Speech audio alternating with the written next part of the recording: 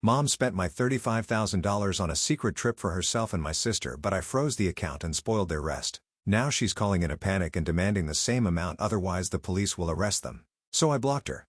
I often find myself thinking about how different my life could have been if my parents hadn't divorced when I was 7. Back then, I was just Jessica Thompson, a regular kid living with my mom and dad in a cozy house they bought together. I remember those early years being filled with simple joys, family dinners, weekend trips to the park, and bedtime stories read by both parents. Everything changed when they split up. Dad moved out but left us the house and made sure we were taken care of financially. He paid enough in alimony that Mom didn't need to work, which she seemed pretty happy about. A year later, Mom met Steve. He seemed nice enough at first, always bringing candy when he visited and trying to make me laugh. They got married pretty quickly, and soon after, my half-sister Cindy was born. That's when things started to change. Steve began giving me these looks, like I was somehow in the way. He'd make little comments when Mom wasn't around. Stuff like, "Don't you miss your dad?" or "Wouldn't you rather live with him?" I was 12 when I overheard the conversation that would change everything. "Look," Steve was saying, his voice low but firm, "I got that promotion at work. My salary's nearly doubled. You won't need to work or Jessica's child support." "But that money helps," Mom replied. "It pays for a lot. Come on, Sarah. We both know Jessica would be better off with her father. Plus, wouldn't it be nice to just focus on our family? On Cindy?" The way she didn't hesitate before agreeing is something I'll never forget. "You're right. I'll call Mark tomorrow about taking Jessica." I stood there in the darkness, my hand pressed against my mouth to keep from making a sound. The glass of water I'd wanted lay forgotten as I processed what I'd just heard. My own mother was trading me away because she didn't need my father's money anymore. Looking back now, I wonder if they ever knew I heard that conversation. Mom acted like she was doing me a favor when she told me I'd be moving in with Dad. "You'll have more opportunities there," she'd said, as if she wasn't just getting rid of me because I'd become financially inconvenient. Dad welcomed me with open arms, no questions asked. He'd set up a room for me in his apartment, painted it my favorite color, and filled the bookshelf with all the series I loved reading. That first night at his place, he sat on the edge of my bed and said, "I'm sorry things worked out this way, kiddo. But I want you to know something. You'll always have a home with me. Always." Those words became my anchor in the years that followed. While Mom busied herself with her new family, barely checking in except for obligatory holiday calls, Dad was there for everything. School plays, parent-teacher conferences, the time I got my heart broken by my first crush. He made sure I got into a good private school, encouraged my interests, and never made me feel like I was a burden. When college applications came around, he sat with me night after night, reviewing essays and helping me research schools. I still remember the day my acceptance letter from Princeton arrived. Dad's eyes were welling up as he read it. "You did it, kiddo," he said, pulling me into a bear hug. "I always knew you would." College was expensive, but Dad never complained. "Your education is my priority," he'd say whenever I brought up the cost. Those 4 years flew by, and before I knew it, I was graduating with honors and had landed a job at one of the top consulting firms in the city. I rented a nice apartment downtown, not too far from Dad's place. We had dinner together every Sunday, just like we had since I was 12. He'd ask about my work, and I'd tell him about my latest projects. Sometimes we'd just sit in comfortable silence, watching old movies like we used to when I was in high school. Everything was perfect until it wasn't. The diagnosis came out of nowhere. Stage 4 pancreatic cancer. 6 months, the doctors said. They were optimistic. Dad only made it 4. I was 28 when I lost him. The last few weeks were brutal. I took leave from work to be with him in the hospital. One night, near the end, he squeezed my hand and said, "You are the best thing in my life, Jessica. Never forget that." After he passed, I discovered he'd left me everything. His beautiful apartment in the city center and $700,000 in his accounts. I couldn't even think about the money. I just missed my dad. A month after the funeral, my phone rang. I almost dropped it when I saw Mom on the caller ID. "Jessica?" Her voice was hesitant. "I heard about your father. I'm so sorry. I hadn't heard from her in years." "Thanks," I managed to say. "I know this might not be the best time, but Steve passed away too, recently. Heart attack." She paused. "I've been thinking about you a lot." Maybe it was grief making me vulnerable, or maybe I just wanted to believe people could change, but I found myself agreeing to meet her for coffee. One coffee turned into regular visits. I met Cindy properly for the first time since she was a baby. She was 21 now, bouncing between job interviews and seemingly directionless. Mom was working as a cashier at the local supermarket, a far cry from her days of not needing to work. I started visiting them several times a month. I told them about my travels, weekend trips to different states, my vacations in Europe. I always brought them gifts, designer clothes for Cindy, Nice perfumes for Mom, little luxuries they couldn't afford themselves. It felt good in a way being able to share my success with them. It became a routine. I couldn't show up at Mom's place empty-handed. Even if I was just dropping by for a quick coffee, I'd feel guilty if I didn't bring something. The local mall became my regular stop before any visit. Cindy especially loved the clothes I brought back from Europe. Her eyes would light up every time I pulled out something from my suitcase. "Oh my God, Jess, is this really from that boutique in Paris?" she'd squeal, holding up whatever designer piece I'd brought her. At first, I enjoyed their reactions. Maybe I was trying to buy the affection I never got as a kid. I'd carefully pick out things I thought they'd like, a cashmere sweater for Mom, a leather handbag for Cindy. Then one day, I decided to ask what they actually wanted. Oh, I couldn't possibly. Mom started looking down at her coffee cup. Maybe just some new towels from Target? Cindy was equally hesitant at first. Maybe some drugstore makeup? But something shifted after that. The requests started getting bigger, more frequent. Mom went from asking for towels to texting me entire shopping lists. "Hey, honey," one text read, "when you're in Milan next month, could you pick up that Gucci bag we saw online? And Cindy really needs new winter clothes. Prada would be nice. Oh, and we're running low on groceries." I stared at my phone, my stomach turning. The lists kept getting longer, more demanding. It wasn't just luxury items anymore. They expected me to cover their basic expenses too. One evening, after receiving yet another lengthy list, I decided enough was enough. I drove to their house, determined to have a serious conversation. "Mom, Cindy, we need to talk about these requests," I said, sitting at their kitchen table. Mom shifted uncomfortably in her chair. "What do you mean, sweetie?" "The lists. The constant asking for things. It's getting out of hand." "Oh, come on." Cindy rolled her eyes. "It's not like you can't afford it. You're loaded." "That's not the point," I replied, trying to keep my voice steady. "Yes, I have money. But what?" Cindy interrupted. "You're just going to hoard it all while your family struggles? You've got that fancy apartment, you're always traveling, and you can't help out your poor family? You're rich. Your dad left her all that money, and you're being selfish." I felt my face getting hot. Selfish? That money came from the parent who actually wanted me, the one who didn't trade me away when I became inconvenient. The room went dead silent. "It's my money," I said finally, standing up, "and I'll decide how to spend it." "Real nice, Jess," Cindy spat. "Real nice way to treat your family." I walked out, slamming the door behind me. For the next month, my phone stayed silent. No calls, no texts, no lists of demands. Part of me was hurt, but another part felt relieved. After a month of silence, my phone rang. It was Mom. "Jessica, honey, could you come over? I need to talk to you about something important."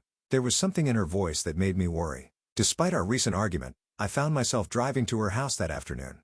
Mom was sitting at the kitchen table when I arrived, looking more subdued than usual. Cindy hovered nearby, her face uncharacteristically serious. "What's going on?" I asked, taking a seat. Mom reached across the table and grabbed my hand. "I've been to see a doctor, Jessica. It's my knee. They say I need surgery right away, a total knee replacement." My stomach dropped. "How serious is it?" "Very," she said, her voice trembling. "The doctor says if I don't get it done soon, I could end up disabled. I wouldn't be able to work anymore." I thought about Dad, how quickly things had gone downhill after his diagnosis. How helpless I'd felt watching him suffer.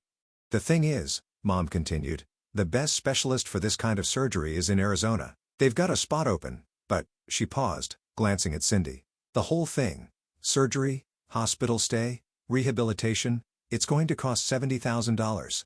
$70,000? I repeated. "I know it's a lot," Mom said quickly, "but Cindy will come with me to help during recovery. The whole treatment and rehabilitation will take about a month." I sat there, memories of Dad's last months flooding back. The hospital corridors, the beeping machines, the helpless feeling of watching someone you love suffer. I couldn't let that happen again. "Not if I could prevent it." "I'll help," I heard myself say, "but I can't give you the whole amount at once. I can give you half now, $35,000, and the other half when I get the hospital bill." Mom's face darkened. "But I need all of it up front." "The hospital." "Mom," I interrupted, "that's all I can do right now. I need to be smart about this." She started to protest, but Cindy put a hand on her shoulder. They exchanged a look I couldn't quite read. "Actually," Mom said, her tone shifting, "let me call the hospital. Maybe I can arrange to pay in 2 installments." She left the room with her phone, and I heard her voice drifting from the hallway. A few minutes later, she returned looking relieved. "They said it would be fine," she announced. "We can pay half now and half after the surgery." The next few days were a blur of preparations. I transferred the first $35,000 to Mom's account. A week later, I helped them pack their bags and drove them to the airport. A few days after Mom and Cindy left, I was sitting in my home office reviewing some work documents when my phone buzzed. The name that popped up made me smile. Rachel Martinez, my best friend from elementary school. We'd known each other since we were 6, but after I moved in with Dad, we mostly kept in touch through social media. Recently, we'd started meeting up again for coffee and catching up on lost time. "Hey, Rach. What's up?" "Jess." There was something odd in her voice. "I need to ask you something weird. Did you know your mom and sister are in Europe?" I laughed thinking it was some kind of joke. "What?" "No. They're in Arizona. Mom's having knee surgery." "Yeah. That's what I thought too," but Rachel paused. "My sister just showed me these photos that Cindy sent her. They're definitely not in Arizona." My phone pinged with incoming messages. With each new photo that loaded, I felt like I was being punched in the gut. There was Mom, looking perfectly healthy, posing in front of the Trevi Fountain. Cindy taking selfies outside designer boutiques in Rome. Mom's sister Angela and her daughter Emma lounging by a private pool at what looked like an expensive villa. Each photo was time-stamped, yesterday's date clearly visible. "There's more," Rachel said hesitantly. "My sister said Cindy's been bragging about the whole thing. Apparently, your mom bought one-way tickets for everyone, herself, Cindy, your Aunt Angela, and your cousin Emma. They've rented some luxury villa for a month, and they're shopping at all these high-end stores and eating at fancy restaurants." I sat there, staring at a photo of my mother, my supposedly surgery-bound mother, sipping wine at a rooftop restaurant overlooking the Italian countryside. The $35,000 I'd given her for medical expenses was being spent on a European vacation. I spent the night tossing and turning, looking at those photos over and over. How could they do this? How could they lie so brazenly, taking advantage of my concern about Mom's health? They'd played me, using my memories of Dad's illness to manipulate me into giving them money. The next morning, I called Mom. My hands were shaking so hard I could barely hold the phone. "How did the surgery go?" I asked, trying to keep my voice steady. "Oh, it went great. The doctor said everything went perfectly. I'm already starting rehabilitation." I gripped the edge of my desk, knuckles turning white. The casual way she lied made me feel sick. "That's wonderful," I said, my voice dripping with barely contained rage. "I'd love to talk to your doctor about the procedure. Could you put him on?" There was a slight pause. "Oh, he's very busy right now, sweetie. Besides, there's no need to bother him. Look, I need to go. They're calling me for physical therapy." The line went dead before I could respond. I sat there, staring at my phone, a wave of memories washing over me. Mom giving me away at 12 because she didn't need Dad's money anymore. Mom only reaching out after Dad died and left me his estate. Mom sending me shopping lists, expecting me to fund her lifestyle. And now this, the ultimate betrayal. I decided to play along with their charade, calling Mom every day to check on her recovery. Each time, she had a new excuse ready. "The doctor's in surgery right now, honey. He's at a conference today. He's seeing other patients. He's off duty until tomorrow." It was like watching a bad play where the actor keeps forgetting their lines and making up new ones on the spot. I started keeping a list of her excuses, partly out of anger, partly because I couldn't believe how ridiculous they were getting. "Mom," I said during one call, trying to sound concerned, "maybe we could do a video chat? I just want to see how you're doing. Make sure you're comfortable in the hospital." There was a rustling sound on the other end, probably her covering the phone while she consulted with Cindy about what to say next. "Oh, sweetie. I look terrible right now. All swollen and bruised. Plus, the hospital Wi-Fi is awful. Keeps cutting out." I could hear Italian pop music playing faintly in the background. "Really?" I pressed. "That's strange for a top medical facility." "Well, you know how these things are," she said quickly. "Listen, I need to go. Time for my physical therapy." The next time I called, I decided to try a different approach. "Mom, just send me the hospital bill directly. I'll wire the remaining $35,000 to their account." "No." She said it too quickly, too forcefully. Then, softening her tone, "I mean, that's not necessary. Just send it to my account and I'll handle everything with the hospital. They know me here now." After that conversation, I stopped calling. Let them sweat a little, I thought. Sure enough, a week later, Mom's number appeared on my phone.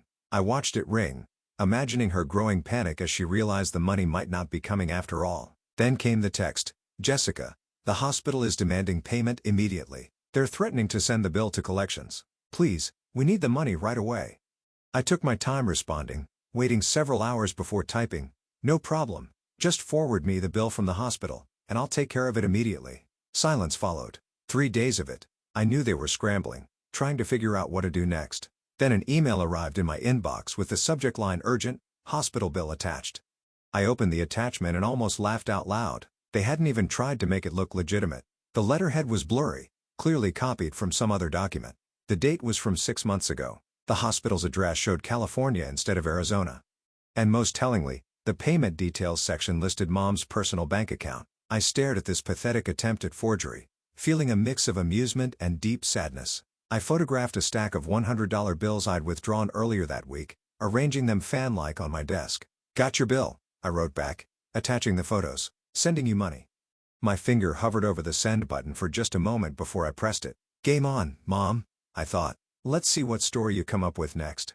My phone rang less than an hour after I sent the photos. Mom's name flashed on the screen, and I took a deep breath before answering. "Jessica." Her voice was shrill, panicked. "What's going on? Where's the rest of the money? We've been waiting." "Drop the act, Mom." I cut her off, my voice ice cold. "I know exactly where you are, and it's not in any hospital." "What are you talking about?" "You're in Italy, at a villa, shopping at designer stores and eating at expensive restaurants with Cindy, Aunt Angela, and Emma." The line went silent for a moment. I could almost hear her mind racing, trying to figure out how to spin this. "How did you?" she started. "Cindy sent photos to Rachel's sister, who showed them to Rachel, who then sent them to me." I said, "Did you really think I wouldn't find out? I've seen everything. The villa, the shopping trips, all of it. You used my father's death, used my grief and guilt about not being able to save him, to scam me out of money for a vacation?" Another pause. Then her voice changed. The fake concern disappeared, replaced by defensive anger. "Fine. Yes. We're in Italy. I knew you'd never give us money for a vacation, but why shouldn't we get to travel too? You're always going somewhere. Paris, London, New York. Meanwhile, Cindy and I can barely afford groceries. That's not fair." "Not fair?" My voice was shaking now. "Not fair is being 12 years old and hearing your mother trade you away, because she didn't need your father's money anymore.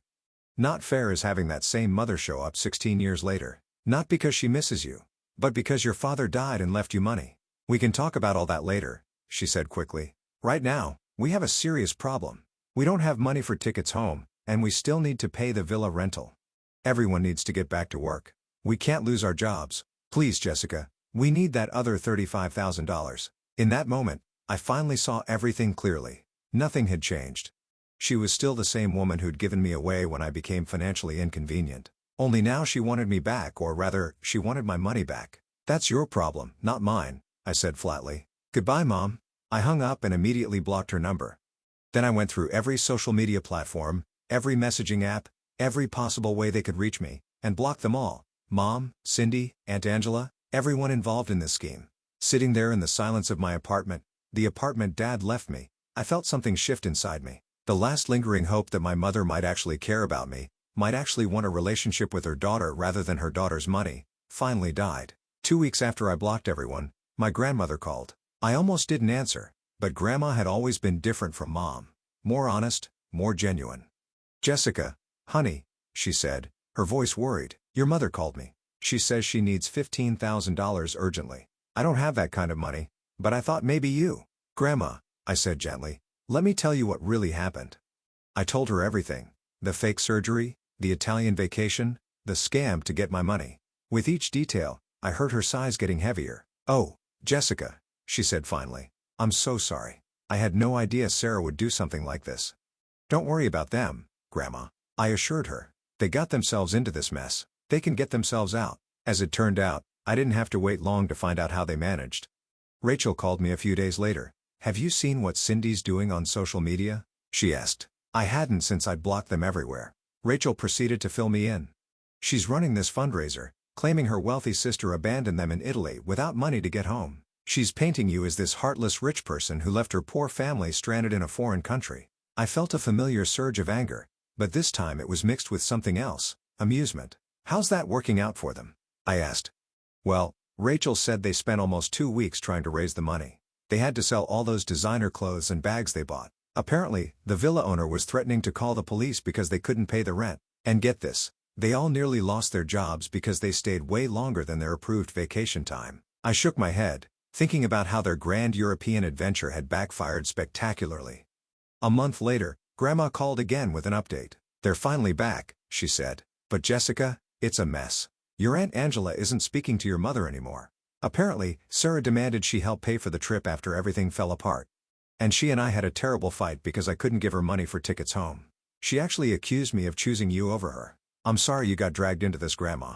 Don't be, sweetheart. Sometimes people need to face the consequences of their actions.